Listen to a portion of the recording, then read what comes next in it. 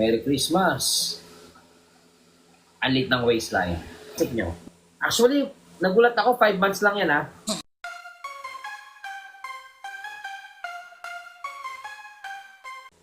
Ang tigas ng datingan ng katawan niya eh. O, sige, relax lang. Babaw dalawang kamay mo. Side ka nga bro, side.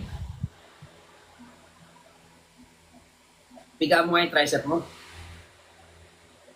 Mamaw ka daw, oh. Mamaw, yes. Maganda yung genetics niya. Ganda ng shoulder niya, lumalabas yung seryoso.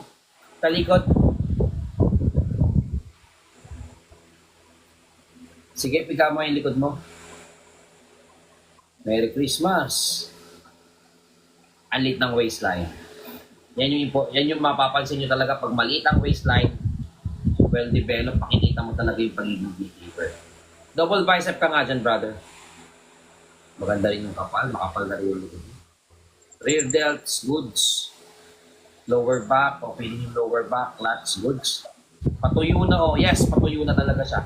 Harap pa nga, brother. Patingin ang traps mo. Okay din yung traps niya kahit pa paano. Okay. Tayo ka nga ulit. Atras ka nga konti. Tayo. Upper chest. Sige. So, kamusta? Ilang taon na to? Ang kuan coach is 5 months coach. Ngayong katapusan coach, 5 months. 5 months pa lang yan. Never ka nag-workout before? Wala coach.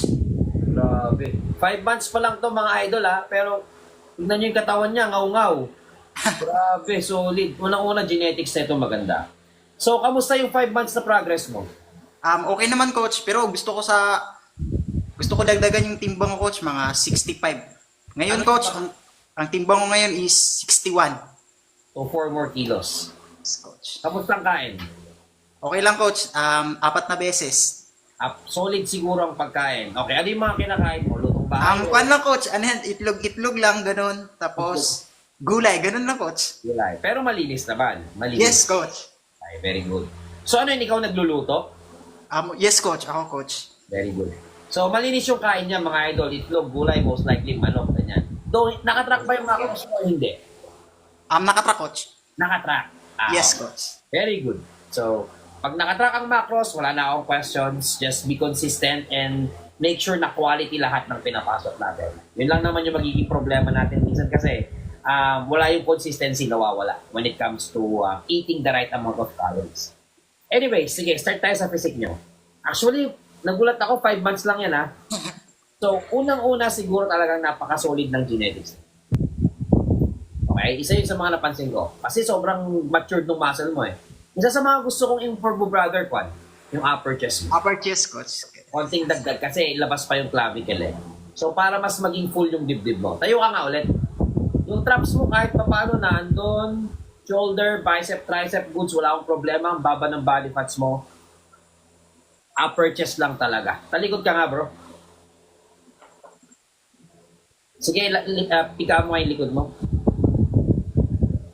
Grabe oh, tuyo nga yung likod nyo. Ang lapad ng likod mo, basag yung lower back, upper lats, lower lats, good, rear delts, kahit hindi nakapiga, basag. Konting kapal siguro, brother. Yung mid and lower part ng traps mo. Tapos yung part ng rhomboid. Ano bang trabaho mo daw, bro? Sneaker cleaning, sir. Ano yun? Naglilinis po ng shoes. Ganun po. Oh, yun yung trabaho niya. Akala Yun nila lang, coach. Yun yung trabaho. So, nakaupo ka magkapon, ganun lang. Yes lang. Ganun lang talaga, coach. Kaya ang ganda ng arms niya. Hindi. Most likely, genetics yung maganda talaga yung genetics ni Idol Tope. Okay? So, isa yon. Given yon. Yan yung advantage ng may mga magandang genetics eh. 5 months lang, tapos doon nakatrack yung macros niya. Yeah. So, isa yan sa mga advantage mo kasi you have a nice genetics. So, yun lang, brother, yung nakita ko. Kailangan mong improve talaga. Konting upper chest. And then, doon sa pag-add naman ng timbang mo, since nakatrack naman yung macros mo, add ka lang ng at least 100 to 500 calories para ma-target natin yung right, yung Yes, coach. goal mo na weight. Okay? But overall, napaka-ngaw-ngaw mo bro, napaka-solid ng physique mo in 5 months. Good job and continue lang, dire-diretso lang kung ano yung ginagawa mo and be consistent lang talaga. Yes, coach. So, baka may mga questions ka, brother Tope. Yun, upper chest lang ba yung... Upper chest lang yung nakikita ko eh. Upper chest lang, tapos target mo lang kung ano yung goal mo, at least 4 more kilos. Most likely, pag nadagdagan ka ng 4 kilos, lalaki ka naman eh, mag-add ka naman ng size eh. Magsa-size up ka naman. So, yun na lahat, mapupunta na lahat doon. Di, coach. Thank you, coach. Ano question? Wala na, coach. Okay, maraming salamat, Brother Tope. Ingat-ingat lagi. Yes, God. coach. Thank you. Thank you, coach.